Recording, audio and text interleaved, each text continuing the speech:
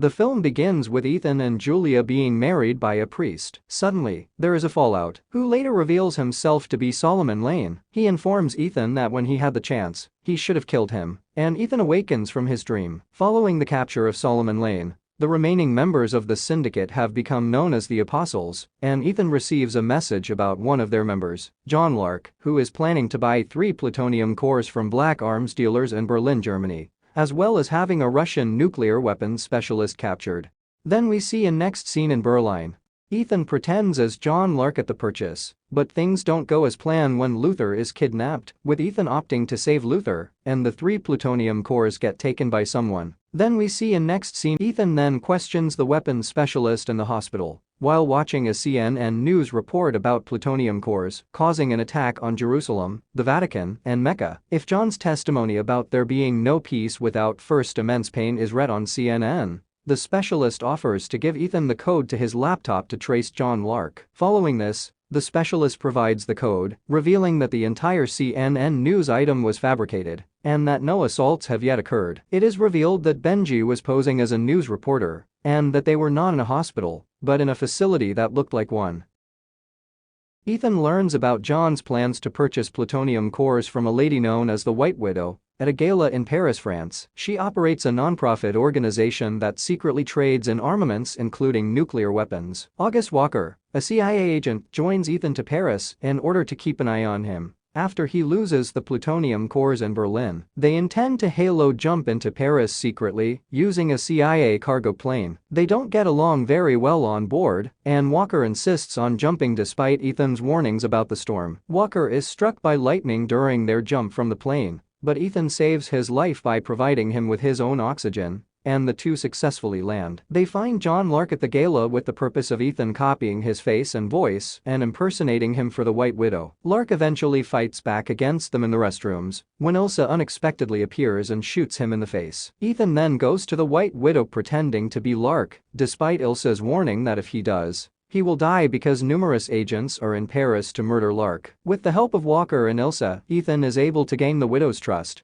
and they manage to escape from the assassin sent to assassinate Lark. It turns out that the Widow only possesses 1 plutonium core, and for other 2 cores, Ethan have to capture Solomon Lane and hand over him to Widow in London. The only way to accomplish this is to rescue Lane from a police transfer, who has been grilled and interviewed by numerous nations throughout the world since his abduction. Ethan surmises that all police officers must be killed in the process, which surprises him. Ethan, on the other hand, agrees to the agreement, while claiming to have no line. During the occasion, Ethan enlists the assistance of the Widow's men, including her brother. However, Ethan alters his plan without alerting anyone, so that no cop is killed. Lane's van is thrown into the sea, and Ethan and Walker flee while the police pursue them. Meanwhile, Benji and Luther rescue Lane from the sea. Walker and Ethan swap from their truck to their already set-up motorcycles, and while Walker escapes, Ethan's cover is compromised owing to technical issues. However, he escapes, and the team now has Lane in their hands. When they emerge from the shadows, a cop lady finds them in an awkward situation. When the Widow's men catch up to them, they shoot the cop before pointing their pistols at Ethan for betraying them. Ethan acts immediately, killing those men while saving the cop's life. They continue to drive Lane to the Widow when a mystery individual on a motorcycle approaches them. This is Ilsa, who eventually reveals that she is being compelled to kill Lane by British intelligence due to all of the secrets he has on them. To keep Lane alive, Ethan has no choice but to avoid her. They locate and remove a tracking device planted in Lane. Ethan manages to kidnap Lane in order to trade him for the 2 cores with the Widow's courier. Walker gives Salone documents with a theory on how Ethan could be John Lark, based on losing the cores in Berlin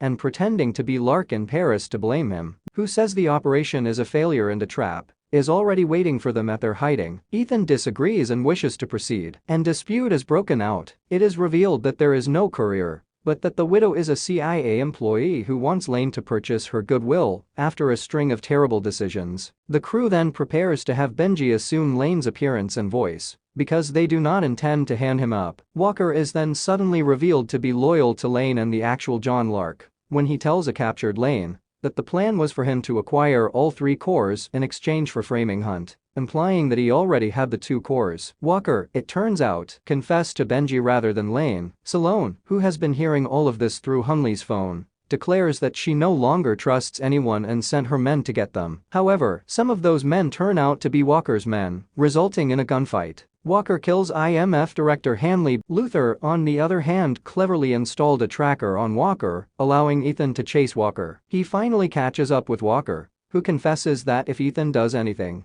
Walker will murder his wife. Walker and Lane then flee on a chopper. The crew discovers Lane is on his way to Kashmir, thanks to the tracking device they installed in him after they removed the previous one. Benji also discovers that if one core bomb is deactivated, the other immediately starts counting down. After landing in Kashmir, Benji discovers that the only way to deactivate the two bombs is to remove the key from the remote detonator, but only after the countdown on both cores has begun. Disarming the two cores before removing the key will result in the cores going off. They also discover that due to the position of the two cores, Walker intends to destroy China's, Pakistan's, and India's entire water supply and starving 1/3 of the world's population. They go to a medical center in Kashmir to see Lane, but Ethan instead meets his wife Julia, who has also remarried. Luther and Julia locate the first core, and after the 15-minute countdown begins, they begin to disarm it, while Benji and Ilsa search for the location of the second. Two helicopters take off from Kashmir, with Walker and detonator. Ethan manages to seize the payload of the second helicopter and get inside, where he kills both the driver and his guard, before taking control of the helicopter. Ethan then pursues Walker, who is in the other helicopter, in a lengthy chase. Ilsa finds the second core, but is knocked out and tied up by Lane, who also kidnaps Benji. She manages to break out and knock down Lane, while also saving Benji, and the two of them start disarming the second core. Ethan manages to hit Walker's helicopter. The two then engage in a fistfight near the edge of a precipice. Walker has the advantage because he is naturally bigger than Ethan. Ethan utilizes momentum to counteract, resulting in them hanging down the cliff while holding on to the helicopter line. Ethan manages to hook Walker in the face, causing him to fall along with the helicopter and perish. Ethan then removes the key from the detonator 1 second before Benji and Ilsa disable the second core. Salone arrives with her soldiers and saves Ethan. Lane is apprehended and transported to MI6,